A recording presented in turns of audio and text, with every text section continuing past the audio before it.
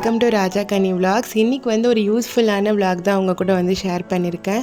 வேலை அதிகமாக இருக்க டைமில் எப்படி வந்து குக்கிங் நம்ம பிளான் பண்ணி பண்ணலாம், சிம்பிளாக குக் பண்ணாலும் எப்படி வெரைட்டியாக கொடுக்கலாம் அப்படின்றது உங்கள் கூட ஷேர் பண்ணியிருக்கேன். கூடவே வந்து டைம் மேனேஜ் பண்ணுறதுக்கான ஒரு சில டிப்ஸும் வந்து சொல்லியிருக்கேன். ஸோ வீடியோ வந்து ஸ்கிப் பண்ணாமல் கண்டினியூவாக பாருங்கள். ஓகே, இந்த விலாக் வந்து தேர்ஸ்டே அப்போ எடுத்தது. தேர்ஸ்டேனாலே நான் ஷார்ட்ஸ்லேயே சொல்லியிருக்கேன், நமக்கு க்ளீனிங் வேலை வந்து அதிகமாக இருக்கும். வீடு மாப் பண்ணுறது, பூஜை பாத்திரம்லாம் விளக்குறது, கிச்சன் வந்து வீக்லி க்ளீன் பண்ணுவோம்ல, அதுவுமே வந்து தேர்ஸ்டே தான் பார்ப்போம். ஸோ அந்த டே வந்து ரொம்ப பிஸியாக போகும் இல்லையா.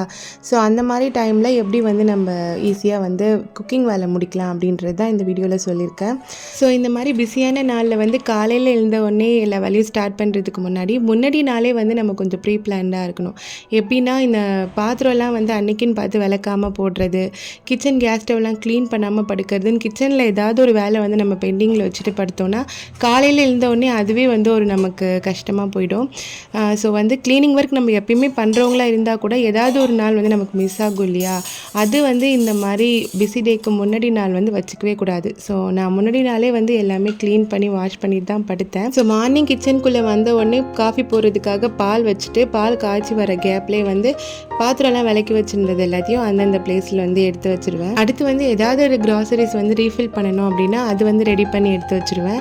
ஏன்னா குக் பண்ணுறப்போ இது இல்லை அது இல்லைன்னா இன்னுமே வந்து டைம் டிலே ஆகும் இல்லையா, அதுக்காக தான். அடுத்து நான் பண்ணுற வேலை வந்து பிரேக்ஃபாஸ்ட்டுக்கோ லஞ்சுக்கோ ஏதாவது வந்து நான் ஊற வைக்க வேண்டியது இருந்ததுன்னா அது வந்து ஃபஸ்ட்டு வாஷ் பண்ணி ஊற வச்சுருவேன். ஒரு வேளை இப்போ காலையில் பூரிக்கு வந்து சன்னா மசாலா அந்த மாதிரி எதாவது பண்ணணும் அப்படின்னா அதில் நைட்டே வந்து நம்ம ஊற வைப்போம் இல்லையா.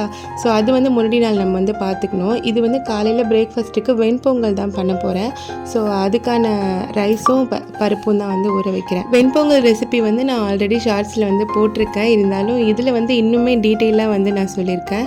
நீங்கள் பிகினர்ஸாக இருந்தாலும் சரி, இல்லை உங்களுக்கு பொங்கல் வந்து ரொம்ப தண்ணியாவோ இல்லை கெட்டியாவோ உங்களுக்கு ஹோட்டல் ஸ்டைலில் வந்து கிடைக்கல அப்படின்னா நான் சொல்கிற இந்த மெத்தடில் வந்து ட்ரை பண்ணி பாருங்கள். கண்டிப்பாக வந்து உங்களுக்கு சூப்பராக வரும். ஃபஸ்ட்டு வந்து 1 கப் ரைஸ்க்கு 1/2 கப் வந்து பச்சைப்பயிறு எடுத்துக்கலாம். பச்சைப்பயிறு வந்து நீங்கள் வறுத்தும் ஆட் பண்ணலாம், இந்த மாதிரியும் வந்து ஆட் பண்ணலாம். ஸோ இது ரெண்டும் சேர்ந்து 1.5 கப் இருக்குல்ல, இதுக்கு வந்து 5 கப் தண்ணி வந்து சேர்க்கணும். கொஞ்சம் உப்பும் அதில் வந்து ஒரு 2-3 ஸ்பூன் நெய் விட்டு அதை வந்து அப்படியே கொஞ்சம் நேரம் ஊற வச்சுக்கலாம். நெக்ஸ்ட்டு வந்து நான் என்ன பண்ணுறேன்னா, இந்த மாதிரி வேலை அதிகமாக இருக்கிறனால வந்து ஈவினிங் ஸ்நாக்ஸ் எதுவும் நம்ம பெருசாக டிஃப்ரெண்ட்டாலாம் பண்ணி தர முடியாது. ஸோ வேர்க்கடலை, சுண்டல், அந்த மாதிரி ஏதாவது கார்ன், ஏதாவது வேக வைக்கிற ஐட்டமாக இருந்ததுன்னா நமக்கு வேலை வந்து ஈஸியாக முடியும் இல்லையா.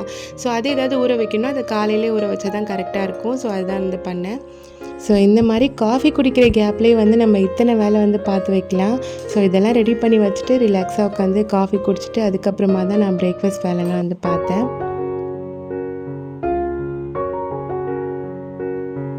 காஃபி குடிக்கிற டைம்லேயே வந்து அரிசி பருப்பு பொங்கலுக்காக ஊற வச்சுருந்தோம்ல, அது வந்து நல்லா ஊறி வந்திருக்கும். அந்தளவுக்கு ஊறினா போதும், ஒரு 5 to 10 minutes ஊறினா போதும். அது வந்து நம்ம குக்கர்லேயே ஊற வச்சதுனால அப்படியே எடுத்து நம்ம ஸ்டவ்வில் வச்சிடலாம். இது வந்து பார்த்திங்கன்னா தேங்காய் வந்து ஃப்ரீசரில் தான் நான் ஸ்டோர் பண்ணுவேன். நான் ஆல்ரெடி ஒரு ப்ரிப்ரேஷன் வீடியோவில் கூட சொல்லியிருக்கேன். அது வந்து ஃப்ரீஸ் ஆகியிருக்கும் இல்லையா, அதை வந்து நம்ம கொஞ்சமாக தண்ணி ஊற்றி அதை சட்னிக்காக ஓரமாக வச்சிடலாம். பொங்கலுக்கு வந்து இந்த அரிசியும் பருப்பும் சேர்த்து ஒரு 4 விசில் வந்து வச்சு எடுத்துக்கணும். அதுக்கப்புறம் நீங்கள் ஓப்பன் பண்ணி பார்த்தீங்கன்னா இந்த அளவுக்கு வந்து உங்களுக்கு இருக்கும். இது பார்க்க இப்போதைக்கு வந்து உங்களுக்கு கொஞ்சம் தனியாக இருக்க மாதிரி இருந்தாலும் கொஞ்சம் நேரத்துலேயே வந்து அது கெட்டி ஆகிடும். ஓப்பன் பண்ணிவிட்டு நல்லா ஃபஸ்ட்டு இந்த மாதிரி மேஷ் பண்ணி எடுத்துக்கோங்க. இப்போ வந்து நான் இதை செய்ய போகிறது இல்லை, ஹாட் பாக்ஸில் தான் எடுத்து வைக்கிறேன். ஏன்னா பசங்க வந்து இன்னும் எந்திரிக்கல, பாப்பா 2 பேருமே வந்து தூங்குறாங்க. அவங்க எந்திரிச்சதுக்கப்புறமா தாளிச்சோன்னா வந்து ஃப்ரெஷ்ஷாக இருக்க மாதிரி இருக்கும். இங்கே வந்து தேங்காய் பார்த்திங்கன்னா நம்ம தண்ணி ஊற்றின உடனே அப்படியே நார்மலாக ஃப்ரெஷ்ஷாக இருக்கிற மாதிரி ஆகிடும். ஒரு 5 minutesலேயே பார்த்திங்கன்னா நம்ம ஃப்ரெஷ்ஷாக அந்த டைம் ரெடி பண்ணால் எப்படி இருக்கும் அந்த மாதிரி இருக்கும். ஸோ சட்னி வந்து நான் தேங்காய் சட்னி தான் வந்து சைட் டிஷ்க்கு ரெடி பண்ணியிருந்தேன் பொங்கலுக்காக. அதையும் ஃபஸ்ட்டு அரைச்சிக்கிறேன். அதுவுமே இப்போ வந்து நான் தாளிக்கல. ஸோ நம்ம இந்த மாதிரி முன்னாடியே ப்ரிப்பேர் பண்ணுறோம் அப்படின்னா தாளிக்கிற வேலை மட்டும் லாஸ்ட்டாக வச்சுக்கோங்க. அப்போது வந்து நம்ம லேட்டாக தாளித்து கொடுக்கும்போது அப்போ தான் ஃப்ரெஷ்ஷாக பண்ண மாதிரி இருக்கும். இது எல்லாத்த விட வேலை அதிகமாக இருக்கனால முக்கியமான ஒன்றுன்னா பாத்திரம் வந்து சேர விடவே கூடாது. அப்பப்போக்கி வந்து வாஷ் பண்ணி எடுத்து வச்சிடணும். அந்த மாதிரி சேர விட்டுட்டோம் அப்படின்னா வேலை அதிகமாக இருக்கும்போது நம்ம திரும்ப அப்படியே தான் சேர்த்துக்கிட்டே தான் இருக்க மாதிரி இருக்கும். ஸோ இந்த வேலை வந்து அப்படியே நின்றுடும். அது வந்து இன்னும் கொஞ்சம் வந்து ஸ்ட்ரெஸ்ஸாக இருக்கும். ஸோ அதை வந்து அப்பப்போக்கி வந்து வாஷ் பண்ணி எடுத்து வச்சிடணும்.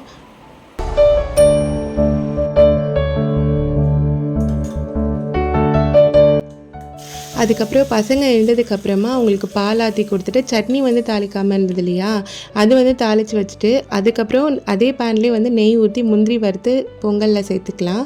அதுக்கப்புறம் கொஞ்சமாக எண்ணெய் சேர்த்து மிளகு, சீரகம், தட்டி வச்சுருக்க இஞ்சி, பச்சை மிளகாய், கருவேப்பிலை, கொத்தமல்லி இது எல்லாத்தையுமே வந்து சேர்த்து நல்லா வதக்கி அதுக்கப்புறமா பொங்கலில் சேர்த்துக்கோங்க. இந்த மாதிரி சேர்க்கும்போது பொங்கல் வந்து அப்போ பண்ண மாதிரி ஃப்ரெஷ்ஷாகவும் இருக்கும், ஃப்ளேவர்ஃபுல்லாக வந்து உங்களுக்கு இருக்கும். இந்த மெத்தடில் வந்து நீங்கள் ட்ரை பண்ணல அப்படின்னா கண்டிப்பாக வந்து ஒரு வாட்டி ட்ரை பண்ணுங்கள்.